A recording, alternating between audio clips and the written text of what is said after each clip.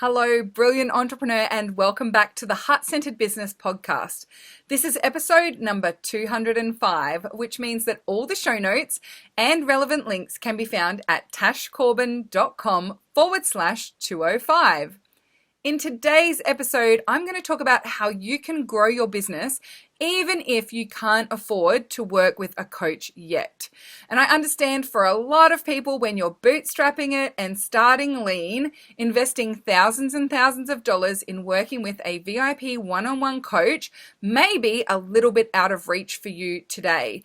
That doesn't mean that growing your business and getting results and making sales isn't possible for you. In fact, after today's podcast episode, I'm sure you will agree that you can get the support, information, and encouragement that you need without necessarily needing to invest big, especially not at the start of your journey. So let's jump on in and start today's episode. I'm Tash Corbin, and this is the Heart-Centered Business Podcast. Now, I want to be hand on heart up front with you and let you know that when I first started my business, I had a very shoestring budget. And I had bought into this belief system that in order for you to be successful when you're first starting a business, you must have a one-to-one business coach and mentor who walks you through that startup journey. Otherwise, you're going to be going around in circles for months, if not years, and you're never going to succeed. And if you invest, then your clients will invest, and all of those other things that the coaching industry wants us to believe about what it takes to start a business. And so when I started my business, I had a very limited budget. I maxed out my credit card before I started my business, pre-booking a VIP day with a one-on-one business coach, and it was $4,000. And that got me one day with a VIP coach, and that was all I could afford, and that was her signature offer as far as I could see. And it was someone I'd done their free course before, and a low-cost product, a low-cost course of theirs as well. And I really felt like the way that they taught business felt like it really aligned for me, and it was building a business based on your purpose. And I found that really powerful, and that was something that I wanted to do. So I actually, when I first started my business, I went on holidays. That's the time frame when I quit my job. So I quit my job. Then we had this 3.5 week holiday booked in Europe. So I quit my job and gave a month's notice before the holiday. So instead of going on holidays whilst on leave, I just left the organization. So I worked out my 1 month termination time rather than resignation window, rather than being on holidays during that whole 4 weeks, so that I could transition and hand over all the things I'd been working on. I wanted to look after the company I was leaving. And so I pre-booked before we went on this holiday, because I knew when we went on holidays we'd just spend all the money that we had, which we totally did. So before that, I pre-booked this session. When I came back from holidays, I was going to be working with this coach, and she reassured me that in our VIP day, we would craft an offer and get really clear on my niche, and we would come up with a marketing plan for me that would see me really implementing and getting out there and getting lots and lots of clients, and my business would flourish because I had invested the big bucks, and therefore I would implement, and therefore I would get the results. And I was like totally into it, totally bought into this concept. And I did that VIP one-on-one day with that business coach. And at the end of that one day, I had an idea of what my niche will be. I had 3 different offers that I thought I could potentially sell to those people. And I had no marketing plan. I had no strategy. And when I, towards the end of the VIP day, was starting to ask questions about, but how do I find these people? How do I get this in front of people? How do I build an audience on social media? How on earth am I going to find these people who I am picturing and I've done this amazing avatar description of, and I know every demographic of them, including what brand of yoga pants they wear, and I've got all of this information collected. How do I now go and find that person and attract them into my business? And she said to me, oh yeah, we'll talk about that at the end of today's session. And we didn't quite get to it. And so she offered for me to have a free 30-minute follow-up 2 weeks later. So I had 2 weeks to get out there and go and find these people and go and make these offers and all that sort of thing. And I went out there and I signed up 2 clients, and they were both friends of mine that I had already been talking to before I'd started my business. And I knew that they were interested in working with me. And I was like, well, here's how I can help you. But I didn't sign up any new clients other than people who were my friends, 2 friends of mine that I'd already sold my services to. Technically, I hadn't taken their money, but they'd already said they were going to do it before I'd ever worked with this coach. And so in the follow-up session with her, I had this 30 minutes of follow-up, and I was like, yeah, this is going to be amazing. I'm going to really get the strategy part now. I started that call by saying, okay, so here's what I've done. I've put in all of the homework that you've given me. I've got it all worked out. Here's my offer. Here's my sales page. Here's my website that you told me to put together. Here's the 10 posts I did on my Facebook page. I've done all of the homework. Now, in this session, I really need you to tell me, how do I get these people in the door as paying clients? And that 30-minute free session at the end was a sales pitch for a 6-month mastermind that was $12,000. And not once did I get any extra strategy on what I was actually going to do. And I was devastated because I totally believed, because that's what everyone in the industry was saying, that you had to have a coach. And here I was, I'd spent all my money on getting a coach and I didn't have any results. And so I totally was like, I need to buy that $12,000 thing. Because if I don't have a coach, I don't know what to do and I'm not going to be successful. And I was in tears on this call talking to this lady we maxed everything out in Europe. I already paid you before we left because I knew that was the only money I had. I need the money to be coming in from the business so that I can pay you. I was the big breadwinner in our relationship. I quit my job to start this business based on us having a marketing plan come out of this coaching session. And to say that it kind of jaded my experience in the coaching industry might be a little bit of an understatement. And so, out of necessity, not design or decision. If I had that $12,000, I would have paid her, right? At the time, it was about 15,000 Australian dollars.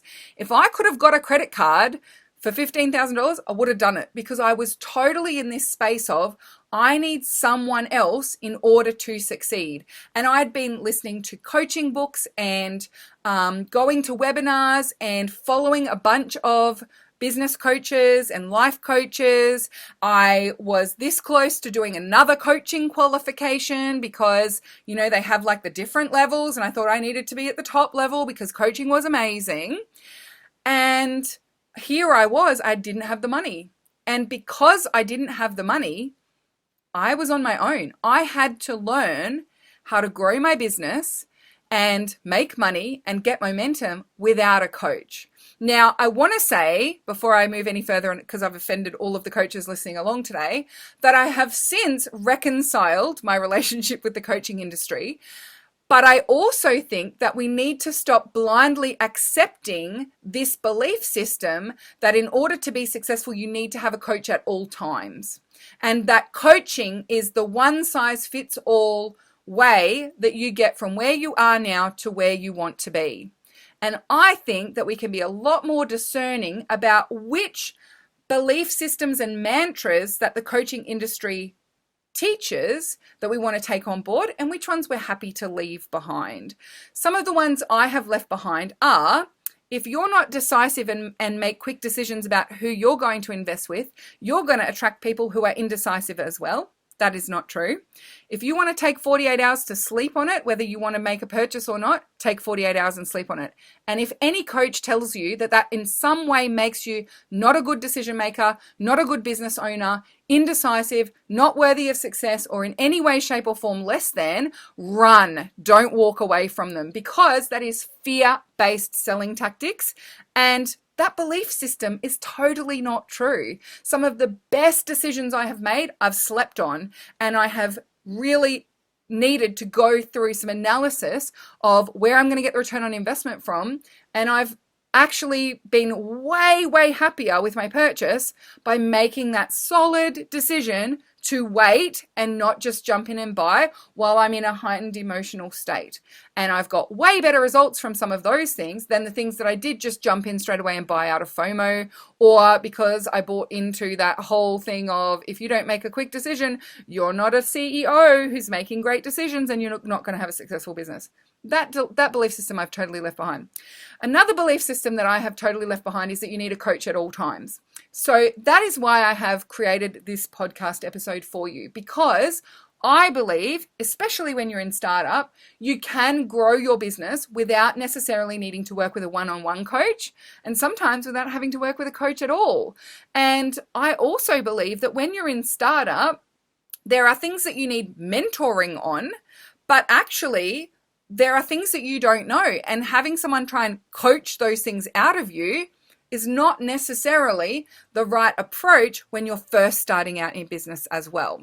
So if you are in the camp of really wanting to start a business, but not necessarily having the funds to work with a coach, or wanting to invest your funds in working with a coach at this stage, then listen up, because this podcast episode is going to help you work out what your plan is of how you're going to get the information and support that you need to be able to grow your business without necessarily having to invest in a one-to-one package or working with a one-to-one coach. So when it comes to getting the outcomes, right, in implementing things in your business and getting results and growing your business, I believe there are three core elements. There is the learning. There are some things you're going to need to learn to do because you don't know how to do them. They're not inherently within you. They're skills and techniques and practices and strategies that you're going to need to invest time in learning. Yeah, so there are some things you've got to learn. Stage 2 is you've got to implement. So it's one thing to learn some strategies and learn about webinars and learn about all of these different things that you could be using to grow your business, but you also need to actually implement those things. And then number 3 is the mindset piece of commitment and committing to getting some form of external support for the pieces where you really need it. So they would be the 3 things, and I'm going to go through each of them in detail. So 1 is learning, 2 is implementation, and then 3 is the commitment and mentoring, and getting those select opportunities where you do need some feedback or advice from someone when you're starting a business. So let's talk learning first. So there are going to be some things when you're starting a business and you want to grow your business that you don't know how to do those things yet, or you don't even know what to do. You don't know what your options are. You don't even know the full landscape. There is so much amazing free content out there that can give you that information. If you go onto YouTube and type in how to start a business, how to start a florist business, how to start an anime business, how to start anything, right? How to get your first paying clients, how to grow your social media following. If you go and search any of those things that you already know that you need to do or that you want to do, then you will find free content that will give you that information. There's lots of amazing information that is out there. But when it comes to deciding, okay, I'm not going to hire a coach, but I do want to grow my business, and I know that I need to learn some specific strategies and get out there and implement them, I want you to spend less than a week looking at all of the things and then make a decision on the 1 to 3 people that you are going to take advice from. Because there is a lot of conflicting advice out there. And if you listen to too many gurus, the many gurus syndrome, if you listen to too many experts, you're going to get too many options and you're going to get stuck in this either vortex of not taking any action because there's just too many things to decide between, or like most women that I see, you're going to try and implement all of the things and then you end up kind of half implementing everything and nothing really gets going and working. And then even if you do get a few clients in the door, you can't work out which of the 37 things you implemented actually resulted in that client. And so you're not 100% sure which bits you can let go of and which bits you need to focus down on. So what I recommend is picking 1 to 3 people where you like the way that they teach business, you like the way they treat you as a business owner or as a lead in their business. So, they're not emailing you 45 times a week, because if you don't want to do that to your clients, don't work with someone who does it to theirs, because guess what they're going to teach you? You have to email people 45 times a week. So have a look at the process that they take you through when you first sign up to their mailing list. The types of emails that they're sending, are they empowering you, or are they making you feel like this crazy fear that you're never going to succeed and making things really complicated for you? So find 1 to 3 people that you really resonate with. Now, if I was to pick 3 people, I would pick them in this way. Number 1, a clear business strategy person who works across most of the online industries, right? So let's say you're a health practitioner. So I would work with one person who's very marketing and business strategy orientated, who doesn't necessarily specialize in health practitioners. Then I'd pick someone from your industry. So someone who's been a health practitioner and now teaches you how to grow your business as a health practitioner. So I'd pick that person. And then I'd pick a third person who you just really vibe with. And they might not necessarily teach hardcore business strategy or marketing or those sorts of things, but they have a really successful business. You'd love to emulate what they do. It's not necessarily in your industry, but you just really love the way that they do business. So they would be the 3 core people that I would follow.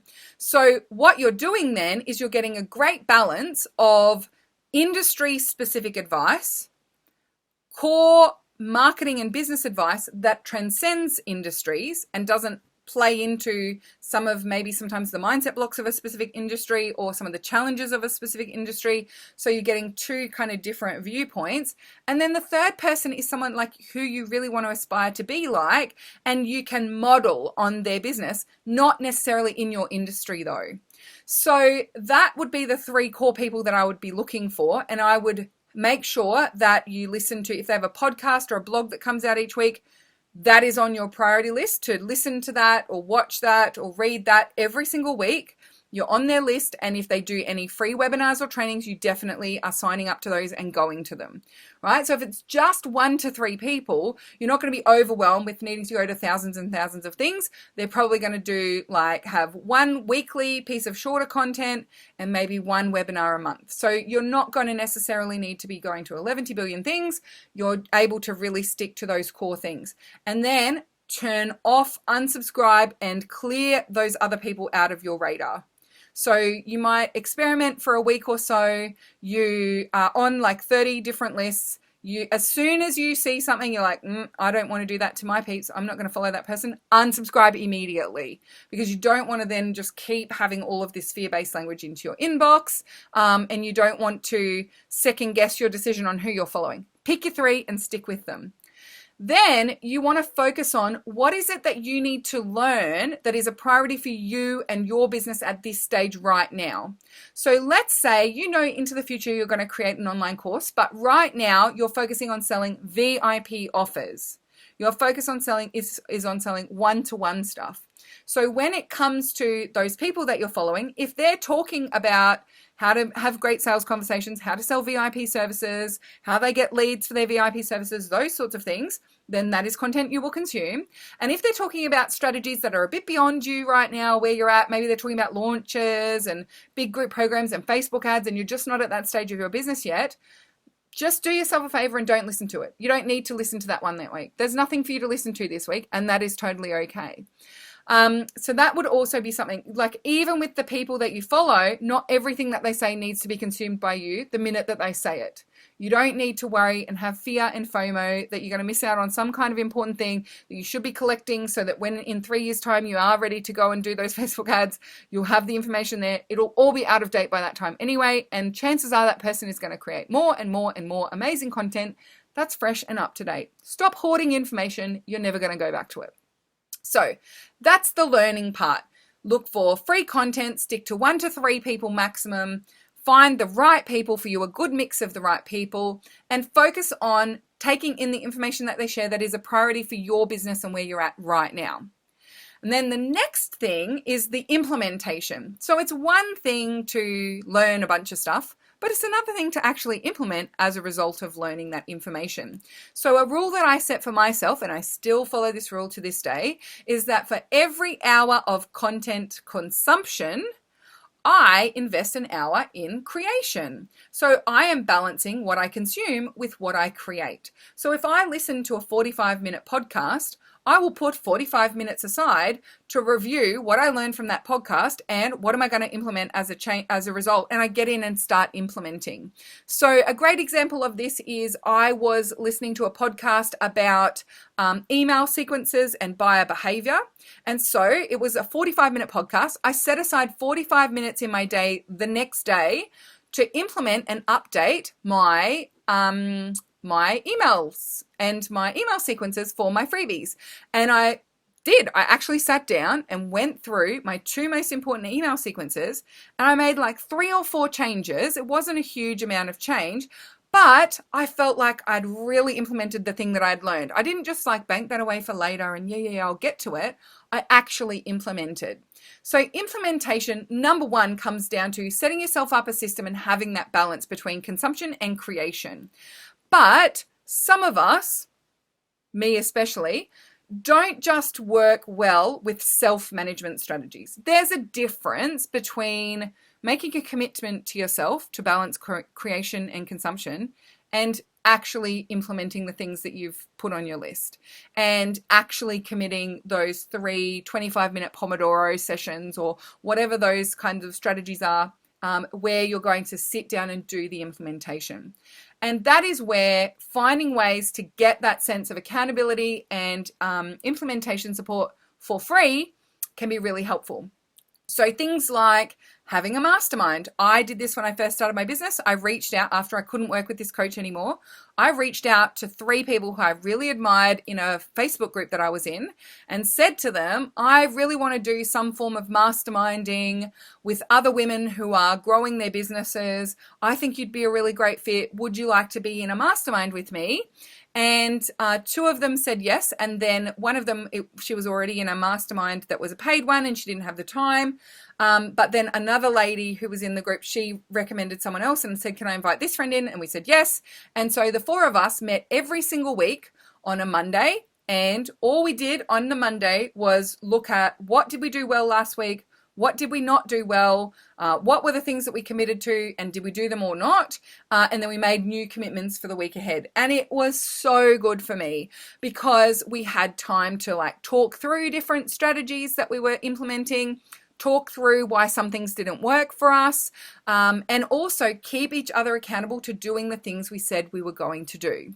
So a mastermind is great. I've also got a bunch of business buddies that I connect with regularly. So some of it's more formal and structured, i.e. we meet once a month and we spend half an hour talking about each other's businesses.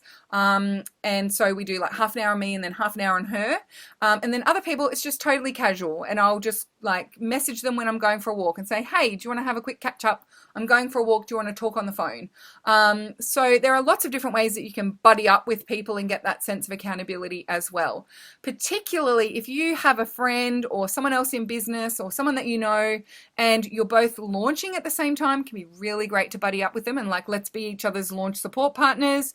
And same with if you are like running a webinar.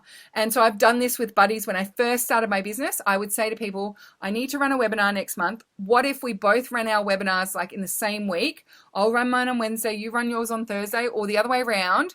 And so we're doing all of the things together in the lead up and the follow up to that webinar. How does that sound? And I've done that 3 or 4 times in the first year or 2 of my business. And it was so good because I learned from other people's systems and their promo strategies. They learned from mine. Follow-up emails. I was terrible at follow-up emails, but one of the other girls was really good at follow-up emails. So my follow-up emails really improved as a result of that. So buddying up with people can be really helpful. And then the non-human ones are things like setting systems for yourself and making sure you have balance. So one of the other things that I do in terms of implementation and making sure that I actually get stuff done is that I have, over the years in my business, perfected and refined the way that I task myself and the way that I manage myself and the way that I reward myself. And so it's about, for a lot of people, just experimenting with what works for you, what doesn't work for you. You know, where do you seem to be letting things go and not following through? What are the biggest wobbles for you? and creating a system that is simple enough that you'll always use it and you'll follow through, and effective enough that you are making sure you're focusing on the right activities. So coming up with some systems where you can self-manage is also really helpful with that implementation piece. Now, before I jump on to the third level, which is commitment, I also want to say that in all of these examples, I've talked about free ways that you can do these things. But I also want to quickly acknowledge that sometimes there are group programs that get you exactly the same result for a minuscule percentage of the price. And I've had that experience as a purchaser, but I also have that experience as a provider. So for example, if someone wants to work with me in startup as a VIP one-on-one client, that is now upwards of 12,000 Australian dollars to do that as a one-on-one client. However, they can come and join my takeoff program for under $2,000. And in that takeoff program, there's the learning and the modules and the what you need to do, but there's also the systems and the support that helps with the implementation part. So in the takeoff program, for example, there are 3 layers of implementation. One is being able to talk to me and actually discuss your business with me in the group calls. They are hot seat style calls. So we talk about your actual business and I get to know your business. The second one is the Facebook group. So you can create that accountability and that sense of people are watching. You're constantly coming and sharing what you're doing. So it's keeping you on the ball with your implementation. And the third thing is we have pods in the takeoff program, which are small group masterminds. So you've got that small group visibility as well. So you've got visibility with a coach and mentor. You've got visibility with a small group and you've got visibility with a large group. So that means I have found it has worked for people who prefer large group visibility. I'm a bit like that. People who prefer small group visibility and people who work better with one-to-one visibility. So I'm able to create that feeling for people and that sense of accountability and implementation support, regardless of what works best for them, for all of them in one group program through the takeoff program. So there are lots of ways that you can get that when you are first starting your business. Here's the caveat that I would give you on joining group programs for starting a business though. There are certain things that you need someone else's eyes on your business for. And that is why I don't recommend self-study group programs for starting a business. Because I've seen so many people pick the wrong niche, but because no one's actually checking their work or giving them any feedback on that niche, they've picked completely the wrong niche that's not even niche because it's not people. And then they go running off for miles and miles thinking that they've got their niche sorted, but they've never had any feedback on that niche, any support, any discernment applied to that particular decision. So if you do choose to join a group program when you are first starting your business, the one thing I would recommend is make sure that you get access to the person who's teaching the program, whether that be through the group calls or some one-to-one support or some form of access to them and being able to ask them questions and talk through your decisions. I really do think it's important that you get some kind of oversight when you're in startup, because it's very easy to go running off in the wrong direction, thinking you've got everything sorted because you're DIY'd, and then it takes, 3 or 4 months of still not quite working before you go, oh, actually, I think my niche was totally wrong, or, oh, I think my messaging was totally wrong there. I didn't see that, because you can't see it for yourself sometimes. So if you do choose to embark upon the group program way of getting that learning and implementation rather than working with a one-on-one coach, make sure that that group program comes with some form of the expert's eyes on your specific business and giving you feedback in some way. So then number 3 is the commitment. And this is where I want to address 2 things. One is that having a discerning eye on your business. So you might not be able to work with a coach or VIP mentor for a period of 6 months, but there are certain decisions that you make in your business where you do need to get some feedback on those things. So either make sure that you're committing to getting that quick support where you need to from the people that you need it from, or as you go through with this learning and implementation using the free options that are available for you, as you make sales, put portions of that money aside as you earn it so that you can get that kind of feedback at some point in time. So this is something that I did when I started my business. So once I realized, oh my gosh, I'm not going to be able to work with this coach, I need to go out and make a bunch of money and start paying off these credit cards before I can invest in anything else in my business. What I did was from that day, I put 5% of every dollar I brought into my business into a business growth fund. And I was saving up to do a social media mentoring program, and that I would go in, and as soon as I had $500, I would join that social media mentoring program and learn some of the high level social media stuff, because that was really my weakness in the sales process. So that would also be something that I recommend. If you aren't going to work with a coach, if you aren't going to work with a mentor, if you aren't going to get that support as you grow your business when you're first starting out, make a commitment to at least putting some of the money that you bring in to the side so that you can invest in getting the right support, mentoring, and guidance that you need as you get further and further into your business journey. So hopefully you've found this interesting and informative and helping you to create some kind of strategy to ensure that you are growing your business, even if you can't afford to work with a VIP coach at this stage. If you've got any light bulb moments from this or any questions, make sure you come into the Heart-Centered Soul-Driven Entrepreneurs group. Use hashtag #PodcastAha. Let me know you've been listening to episode number 205 and ask your question or share your comment, and we can continue the conversation over in the Heart-Centered community. Remember, all show notes and relevant links are over at tashcorbin.com/205. And if you would like to get some of that free learning with an implementation focus to help you get your business off the ground as quickly and easily as possible, I also have a great free resource for you, and it's my Fast Track Your Startup training program. It is totally free for you to come and join. It's at tashcorbin.com/fast track. And again, you'll find the links in the show notes at tashcorbin.com/205. It's all there. So come on over and grab that free training, and let's get your business bringing in some sales as quickly as possible so you can get the support that you need to really magnify that growth and get your business booming. Until next time, fabulous entrepreneur, I've been Tash Corbin, you've been a brilliant listener, and until next time, I cannot wait to see you shine. Bye for now. Would you like more tips, tools, and resources to help you grow your heart-centered business? Head to tashcorbin.com today.